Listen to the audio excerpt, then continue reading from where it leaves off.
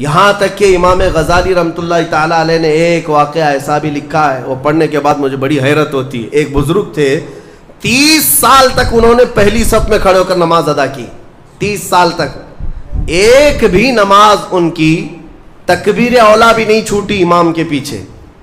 تکبیر اولا، امام جب پہلی تکبیر باندھ رہا ہے اس تکبیر میں وہ حاضر رہتے تھے، جماعت تو دور کی بات ہے، چھوٹنا، پہلی تکبیر کبھی نہیں چھوٹی 30 سال تک۔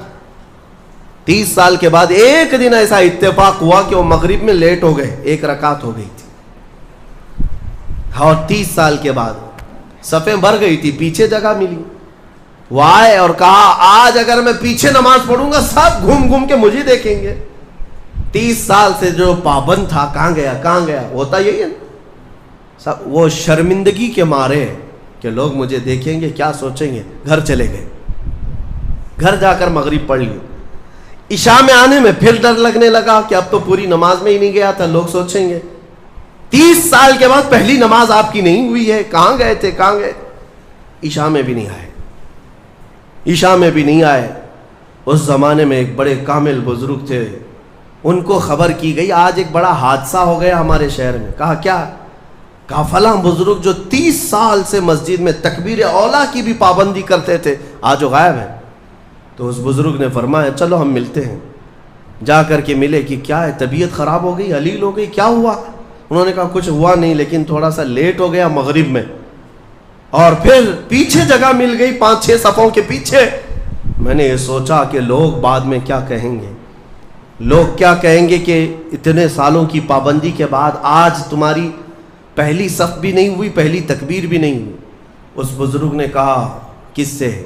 30 سال کی پابندی کرنے والے سے۔ کہا میاں جاؤ پچھلے 30 سال کی پوری نمازیں قضا کر لو، واپس دوبارہ پڑھ لو، اعادہ کرو، اس لیے کہ 30 سال جو تو نے پابندی کی نمازوں کی وہ تو یہی سوچ کر کے کہ لوگ کیا کہیں گے۔ آج تیرے دل میں یہ جو خیال آیا کہ لوگ کیا کہیں گے مغرب کے پیچھے ہو جانے سے، اس کا مطلب ہے کہ 30 سالوں تک جو تو نے پابندی کی یہ لوگوں کے لیے کیا، اللہ کے لیے نہیں۔ جاؤ واپس لوٹاؤ 30 سال کی نماز سے۔ رونگٹے کھڑے ہو جاتے ہیں جب میں یہ پڑھا۔ واقعی میرے عزیزوں اس بات کا خیال بھی نہیں آنا چاہیے ہمیں عبادتوں میں کہ لوگ ہمیں کیا کہیں گے۔ اللہ رب العزت کا ذکر ایسے کرو کہ مدہوش ہو جاؤ، صرف میرا مولا مجھے دیکھ رہا ہے، دنیا کیا کہہ رہی اس سے ہمیں کیا غرض ہے۔ آج یہی بیماری نے بہت ساری عبادتوں میں ہمارے خلل ڈال رکھا ہے، خلل ڈال رکھا ہے۔ تمہارے سنتوں سے دور ہونے کا ایک بڑا سبب بھی یہی ہے کہ لوگ کیا کہیں گے۔ یہ کبھی نہیں سوچتے کہ قبر میں جاؤں گا تو مصطفیٰ کیا کہیں گے، میرے آقا صلی اللہ تعالیٰ علیہ وسلم دیکھیں گے تو کیا کہیں گے۔ یہ کیوں خیال نہیں آتا؟ اگر اسی حالت میں دنیا سے چلا گیا، جیسے آج آوارہ گردی میں ہوں، نشہ میں ہے، سنتوں سے دور ہے، اٹھا کر جب مجھے قبرستان لے جایا جائے گا، میرے آقا اگر دیکھیں میرے آقا کیا کہیں گے۔ عزیزان گرامی وقار، بعض بزرگوں نے فرمایا ہے کہ کچھ لوگوں سے اگر حضور ناراض ہوتے ہیں تو یہ تک پوچھتے ہیں کیا تو میرا غلام ہے؟ اگر وہ کہتا ہے یا رسول اللہ آپ کے سوا کس کا غلام ہوں، تو پوچھا جائے گا کہ تیرے پاس علامت کیا ہے غلامی کی، دلیل کیا ہے۔ اس کو بھی شیخ عبدالحق محدث دہلوی رحمۃ اللہ علیہ نے ایک واقعے سے نقل کیا ہے۔ اس لیے میرے عزیزو اعلیٰ حضرت نے جو فرمایا آج لے ان کی پناہ، آج مدد مانگ ان سے، کل نہ مانیں گے قیامت میں اگر مان گیا۔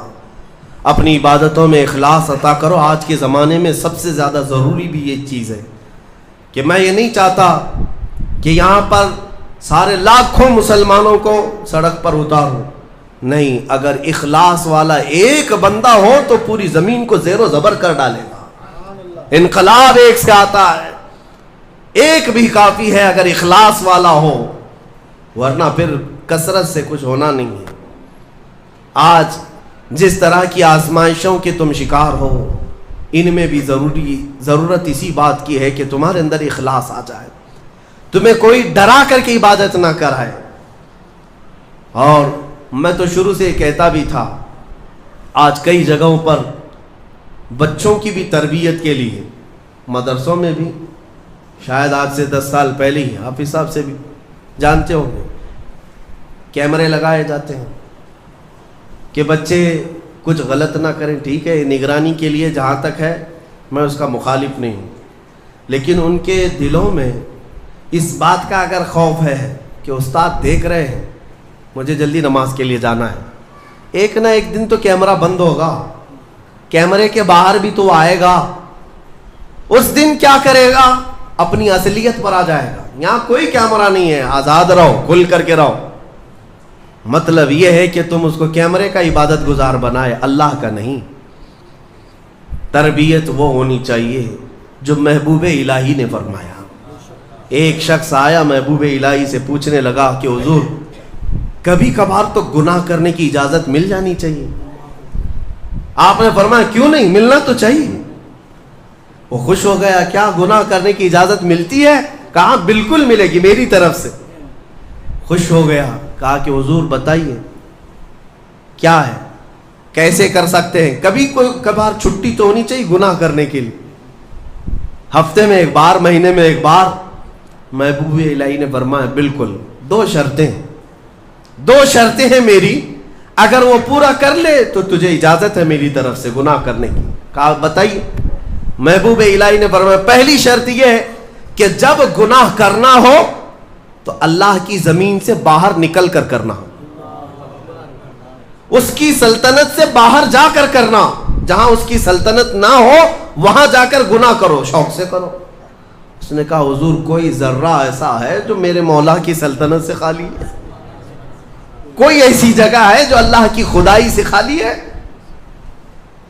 پھر اس کے بعد اس نے کہا یہ تو ممکن نہیں کہ اللہ کی زمین سے باہر جاؤں, اس کی سلطنت تو ان کہکشاؤں میں بھی ہے جہاں ہماری بھی پہنچ نہیں, اور اب تبارک و تعالیٰ ہی کی سلطنت میں ہے سب. پھر اس نے کہا دوسری شرط آپ کی. محبوب الہی نے فرمایا جب گناہ کرنے کا ارادہ ہو تو وقت دیکھ لینا, اس وقت گناہ کرنا جب تیرا رب سو رہا ہو. اس نے کہا حضور یہ کیسی شرط ہے؟ میرا مولا تو وہ ہے لا تأخذہ سنۃ ولا نوم, میرا رب وہ ہے جسے نہ اونگ آتی ہے نہ نیند آتی ہے, وہ پوری کائنات کے لیے حی اور قیوم ہے. تو محبوب الہی نے کہا ظالم, جب تجھے یہ دونوں باتیں معلوم ہیں کہ تو اس کی سلطنت سے باہر نہیں جا سکتا اور اس کی غفلت کا ایک لمحہ کیا ایک آن بھی نہیں آ سکتی, تو کیا تجھے اس بات کی شرم نہیں آتی کہ اسی کی زمین پر اسی کے دیکھنے کی حالت میں گناہ کروں؟ یہ کیسے ممکن ہے کہ تجھے تیری ماں دیکھ رہی ہو, تیرا باپ دیکھ رہا ہو اور تو اس وقت ننگا ہو رہا ہو؟ تو اپنے گھر میں اپنے ماں باپ کے سامنے ننگا نہیں ہوتا تو اس پروردگار عالم کی بارگاہ میں اس کی نافرمانی کے لیے کیسے گناہ کر لے گا؟ زمین اس کی, سلطنت اس کی, اس کا کھا رہا ہے, اس کا پی رہا ہے, اس کی ہوائیں استعمال کر رہا ہے, ساری نعمتیں اسی کی دی ہوئی ہیں, اور تو کہتا ہے کہ گناہ کی اجازت چاہیے. اور پھر اللہ رب العزت ایک آن کے لیے بھی جب غافل نہیں ہے تو کیا اس بات کی شرم نہیں آتی کہ رب تعالیٰ دیکھ رہا ہو اور اس وقت تم گناہ کر رہے ہو؟ عزیزان گرامی, یہی وہ عبادت کا اعلیٰ درجہ ہے جو محبوب الہی نے سکھایا کہ کسی کے اندر یہ دو تصور آ جائیں کہ میرا مولا ہر گھڑی مجھے دیکھ رہا ہے اور میں جہاں جاؤں گا اسی کی سلطنت میں جاؤں گا. یہ اخلاص ہے, پھر یہ عبادتوں کی جان ہے.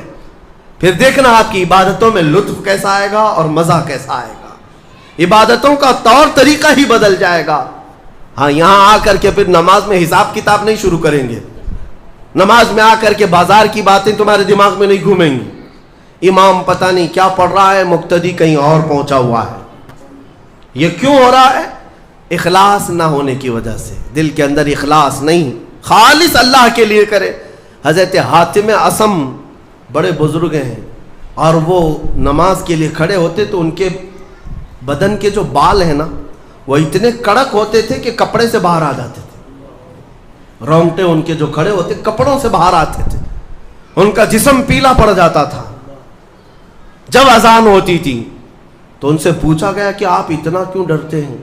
کہتے ہیں دنیا والے بادشاہ اگر طلب کے لیے بلا لے تو ڈر ڈر کر کے جاتے ہیں کہ میرا کیا حساب ہونے والا ہے, اور وہ شہنشاہ اعظم جب بلا رہا ہے تو میرا دل خوف سے لرز جاتا ہے کہ اب میرے ساتھ کیا ہونے والا ہے۔ وہ میرے ایک لمحے سے بھی غافل نہیں۔ بادشاہوں کو ہیلے بہانے کر کے تم بچ تو سکتے ہو، اس کی بارگاہ میں کہاں بچو گے؟ اور پھر حاتم اصم سے پوچھا گیا آپ عبادت کیسے کرتے ہیں؟ وہ کہتے ہیں میں جب نماز کے لیے کھڑا ہوتا ہوں تو تصور میرا یہ ہوتا ہے کہ ادھر بھی دوزخ ہے ادھر بھی دوزخ ہے، دونوں طرف گڑھے ہیں اور سامنے جنت ہے، اللہ رب العزت کی رضا ہے اور پیچھے ملک الموت انتظار میں ہے۔ اس تصور کے ساتھ میں نماز پڑھتا ہوں کہ اگر ہلوں گا تو ادھر جہنم کا گڑھا ہے، ادھر ہل گیا تو ادھر جہنم کا گڑھا ہے، مجھے بڑھنا ہے میرے مولا کی رضا کی طرف، اور ملک الموت اتنے قریب آ کر کھڑا ہے کہ گردن پہ ہاتھ رکھا ہے، اس لیے میں اپنی ہر نماز کا ہر سجدہ آخری سمجھتا ہوں، اس کے بعد شاید ملک الموت مجھے اٹھا لے گا۔ تو جب میں سجدے میں جاتا ہوں تو مولا کو منائے بغیر اٹھتا نہیں کہ مولا ہو سکتا ہے اس کے بعد پھر میرا سجدہ ہو یا نہ ہو، اسی سجدے میں تو مان جا مجھے مغفرت فرما دے۔ یہ نمازوں کا بھی طریقہ ہے، یہی اخلاص ہے۔ اللہ کریم ان سب کی حفاظت فرمائے، ہمارے اس شہر میں امن و امان عطا فرمائے، ہم سب کو محبتوں اور الفتوں کے ساتھ زندگی عطا فرمائے، ظالموں کے شر سے مولا ہمیشہ ہماری حفاظت فرمائے۔ وآخر دعوانا ان الحمد للہ رب العالمین۔